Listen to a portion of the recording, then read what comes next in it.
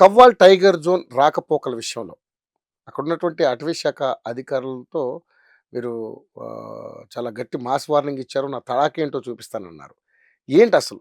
ఆ అంశం ఏంటసలు? 2012 నుంచి ఎప్పుడైతే టైగర్ జోన్ ఏర్పడిందో ఆ ప్రాంతంలో కూడా మొత్తం బ్యాన్ చేశారు వెహికల్స్.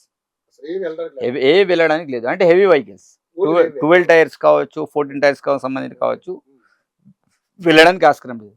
ఎప్పుడైనా రాకపోకలు జరిగినప్పుడే ప్రాంతాలు డెవలప్మెంట్ అవుతాయి. ఈరోజు ఆ జనరామికి రావాలనుకున్నప్పుడు ఏదైనా ఒక సిమెంట్ రోడ్ రావాలంటే వయా లక్షపేట మీదుగా ధర్మాపూర్ మీదుగా అట్లా తిరిగి దగ్గర దగ్గర 50-60 కిలోమీటర్ల దూరం నుంచి తిరిగి రావాలి. ఇట్లా వస్తే కేవలం 6 కిలోమీటర్లే. 6 కిలోమీటర్లు వదిలి 60 కిలోమీటర్లు తిరిగి రావాలంటే దానికి సంబంధించిన ఛార్జెస్ ఇంకా ఇక్కడ అంటే వ్యాపారస్తులకి అంత ఇబ్బంది కదా. ఇప్పుడు జనరల్గా వ్యాపారస్తులకి ఏమి ఇబ్బంది, వాళ్ళు మేము అటు నుంచి తీసుకెళ్తాం 10 రూపాయలు మేము బెక్క తీసుకున్నాం, వాళ్ళకేం నష్టం పోయేది లేదు. జనాలు ఇప్పుడు ట్రాన్స్పోర్ట్ అంటే ఆ రకంగా అక్కడ నుంచి మొదలుకుంటే ఆదిలాబాద్ వచ్చేవాడు. ఇప్పుడు ఉట్నూరు రావాలి, మనకు సిమెంట్ ఫ్యాక్టరీ అక్కడ నుంచి రావాలి, దేవాపూర్ సిమెంట్ నుంచి ఎక్కడి నుంచి రావాలి, వాళ్ళు లేకపోతే ఆటో బస్సు నుంచి తిరిగి రావాలి, లేకపోతే అటు నుంచి వస్తే మంచిర్యాల నేను చెప్పినట్లు పోయి మళ్ళీ నిర్మల్ పోయి మళ్ళీ గుడియాత్తం తిరిగి ఇట్లా రావాలి. దగ్గర 150 నుంచి 200 కిలోమీటర్లు ఇట్లా డిస్టెన్స్లో తిరిగి రావాలి ఉట్నూరు రావాలంటే.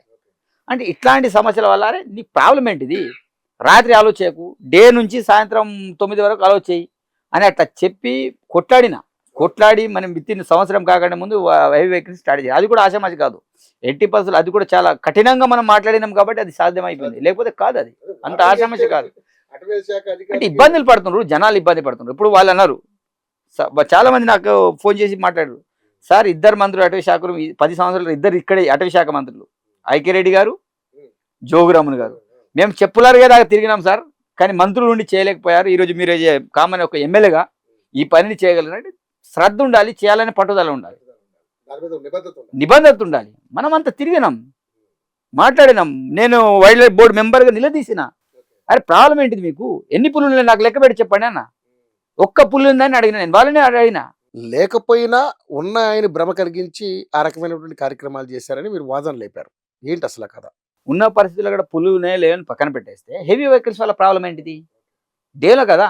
అదే కాదు, ఏం చేశారు, మామూలు చిన్న కార్లను కూడా రాత్రి ఆలో చేయడం బంద్ చేశారు.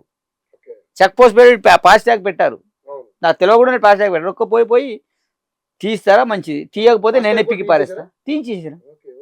ఫస్ట్ ఏం చేసిన, నా నియోజకవర్గ పరిధికి సంబంధించిన వెహికల్ అన్ని కూడా ఫస్ట్ నంబర్లు తీసుకొని లోకల్ వాళ్ళకి ₹1 కూడా కట్ కావద్దు, అప్పుడు నేను యాక్సెప్ట్ చేస్తా.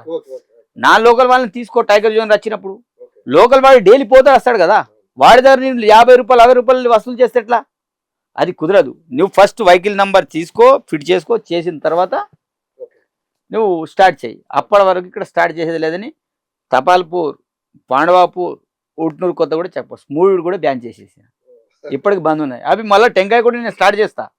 ఎప్పుడు అందరి నంబర్లు సేకరణ చేసిన తర్వాత నా నియోజకవర్గంలో ఒక్కరిది కూడా డబ్బులు తీసుకోవడానికి లేదు. వాళ్ళు నా లోకల్ వాళ్ళు, నేను ఉండేది ఉట్నూరు, ఖానాపూర్ నుంచి వస్తాడు, జనరం నుంచి వస్తాడు. అరే లోకల్ వాళ్ళు కూడా నువ్వు డబ్బులు వసూలు చేస్తే నా లోకల్ దగ్గర చేసుకో, నాకు అభ్యంతరం లేదు. బట్ లోకల్ వాళ్ళు చేయడానికి లేదు కదా. కాబట్టి తిరిగేట వాళ్ళ మీద చేయాలి. అది చేసిన తర్వాత టెంకాయ కొడతా, అప్పటివరకు టెంకాయ కొడతా అని చెప్పిన, బ్యాన్ చేసేసి.